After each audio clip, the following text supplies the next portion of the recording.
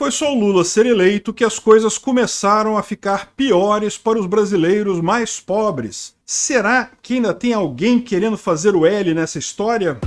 Esse é o Visão Libertária, sua fonte de informações descentralizadas e distribuídas. O ministro petista do Desenvolvimento e Assistência Social, Wellington Dias, afirmou que o governo Lula vai promover um corte substancial no número de beneficiários do Bolsa Família. De acordo com o ministro, 1,5 milhões de brasileiros já serão excluídos do programa ainda no mês de março, cifra que representa quase 7% dos atuais 21,9 milhões de beneficiários do Bolsa Família. Nas palavras de Wellington Dias, esses beneficiários não cumprem os requisitos e, portanto, seriam imediatamente removidos do programa. Mas a coisa não para por aí. Segundo o ministro, o governo estaria investigando ao todo 5 milhões de beneficiários do programa Bolsa Família. Portanto, nos próximos meses, o número dos que foram excluídos do benefício pode aumentar. O próprio ministro afirmou que o governo Lula pretende chegar a um total de 2,5 milhões de benefícios cancelados ao final dessa triagem, mais de 10% do total de beneficiários do Bolsa Família, ou Auxílio Brasil, como preferir, quando da chegada de Lula ao poder. Para balancear essa medida, Wellington Dias anunciou a inclusão de 700 mil pessoas no benefício, representando famílias que, de acordo com o ministro, tinham direito e estavam passando fome.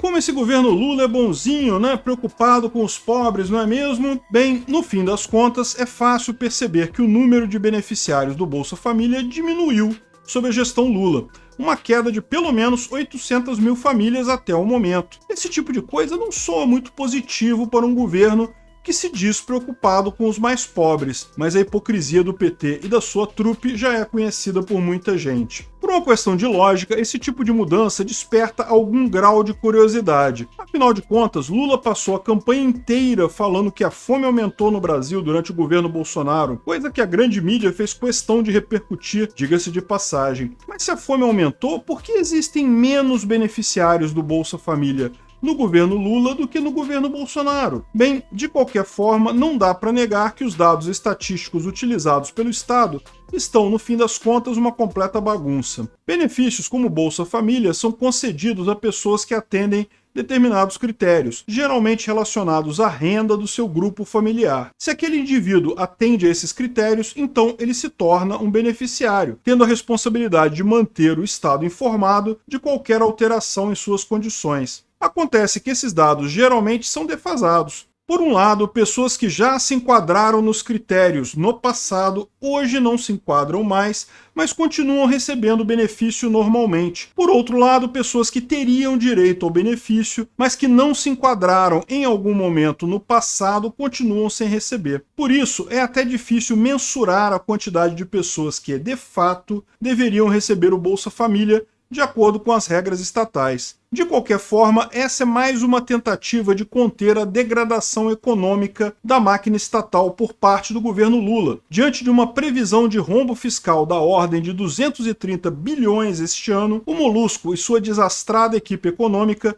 tentam buscar meios de conter o desastre. É por isso que temos visto coisas como o retorno de impostos sobre combustíveis ou como as afirmações do Fernando Haddad a respeito de novos impostos sobre exportações e até mesmo sobre sites de aposta. Junta-se a isso, agora, a medida anunciada por Wellington Dias, que certamente terá um impacto significativo no orçamento, e o desespero petista fica completo. Mais uma vez, a questão política pesou na tomada de decisão. Lula havia prometido um pagamento mínimo de R$ 600 por família beneficiada em sua campanha presidencial. Como cumprir essa promessa? Com um orçamento que, mais do que estrangulado, simples, tirando milhões de famílias dessa conta. Além disso, o Molusco supostamente pretende aproveitar a folga orçamentária que esses cortes vão causar para aumentar o valor pago a famílias numerosas. Isso, contudo, ainda não está totalmente definido pelo governo petista. Todo mundo, em algum momento, já se colocou na condição de analisar de forma honesta a questão de programas assistencialistas como o Bolsa Família. Será que eles, de fato, resolvem o problema da pobreza no Brasil? Bem, é certo que a miséria miséria humana não pode ser ignorada. Ela é uma tragédia que precisa ser mitigada de alguma maneira. Mas será que a solução estatal é mesmo a melhor alternativa para o problema da pobreza? O fato é que, embora o governo brasileiro gaste cada vez mais recursos com programas do tipo, não parece haver uma redução efetiva da pobreza no país.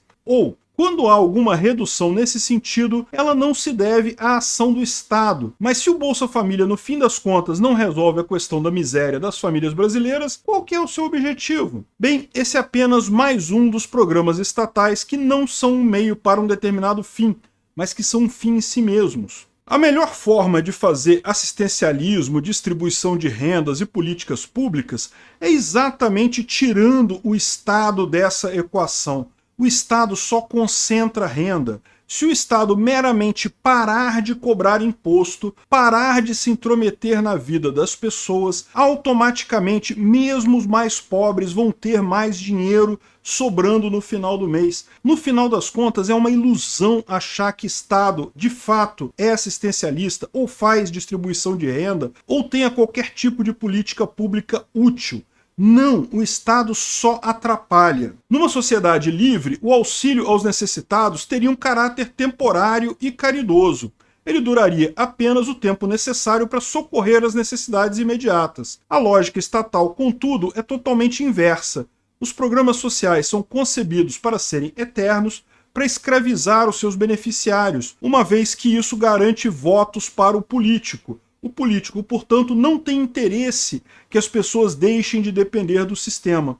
Mas o pior disso é que, como o sistema depende das pessoas, esse custo dos benefícios supostamente pagos acaba sendo cobrado das exatas mesmas pessoas para que ele é pago. No final, acaba todo mundo pior na equação. Ou como diria Milton Friedman, não existe nada mais permanente que um programa temporário de governo. O Estado quebra as pernas do pobre para depois lhe fornecer uma muleta velha e bamba que não funciona tão bem quanto a perna que ele tinha antes. E se o pobre quiser consertar sua perna quebrada, bem, ele terá que morrer esperando na fila do SUS. A maior parte dos indivíduos que necessitam de auxílio estatal de forma permanente se encontram nessa situação justamente pela ação do Estado. As leis trabalhistas, por um lado, expulsam pessoas pouco qualificadas, geralmente pobres, do mercado de trabalho. Já a burocracia para a regularização de imóveis expulsa as pessoas pobres dos centros urbanos, concentrando essa parcela mais pobre da população nas periferias, em condições precárias de habitação. Por fim, os inúmeros impostos distribuídos por toda a cadeia produtiva tornam até mesmo produtos essenciais mais caros, prejudicando principalmente os mais pobres. Para esses indivíduos, geralmente restam apenas duas alternativas: trabalhar de maneira informal para garantir, no máximo, a sua subsistência, ou depender do assistencialismo estatal para ter o básico do básico. Essa segunda alternativa costuma ser bastante atraente para pessoas nessas condições. Dessa forma, o Estado cria um sistema que perpetua as mazelas sociais que ele próprio cria e que supostamente busca combater. É por isso que nós, libertários, sempre afirmamos que o melhor programa social que existe é uma economia livre. Somente o livre mercado é capaz de tirar as pessoas da miséria e de elevar o padrão de vida da população de forma geral. Uma análise lógica da ação humana e do funcionamento da economia nos leva a essa conclusão. Mas nem precisamos ir tão longe. A própria existência humana nos demonstra esse fato. Foi a capacidade humana de inovar, de empreender, de criar soluções para os seus próprios problemas que nos tirou da miséria e nos elevou ao patamar de riqueza no qual estamos hoje. A única participação dos Estados nessa história foi no sentido de atrapalhar esse movimento natural, atrasando o progresso humano em várias áreas. Isso serve para qualquer país do mundo, principalmente para o Brasil. Se o Estado realmente quisesse acabar com a pobreza no Brasil, ele deveria justamente liberar a economia e permitir aos indivíduos empreender de forma como bem entendessem. O resultado disso seria um aumento generalizado da renda e da riqueza, como acontece todas as vezes que o Estado para de atrapalhar a sociedade. Mas não é isso que o Estado quer. E isso é especialmente verdade no caso de governos socialistas como o do PT. O que Lula e seu ministro Wellington Dias realmente querem é manter a população brasileira na pobreza e na dependência das migalhas estatais. Assim, Lula e seus ministros poderão decidir, como juízes da vida e da morte, quem tem direito ou não a receber a esmola do Estado. Está sendo colocada em prática, mais uma vez, e diante dos nossos olhos o plano de transformar a pobreza humana em capital político para garantir um projeto de poder. Obrigado por sua audiência. Esse artigo foi sugerido e escrito por Quintessência, revisado por Donda e narrado por mim, Peter Turguniev. Se você gostou desse vídeo, clique no ícone de curtir abaixo e compartilhe o vídeo em sua rede social. Se você deseja ser notificado de outros vídeos, clique em se inscrever e depois no ícone da campainha. Até a próxima!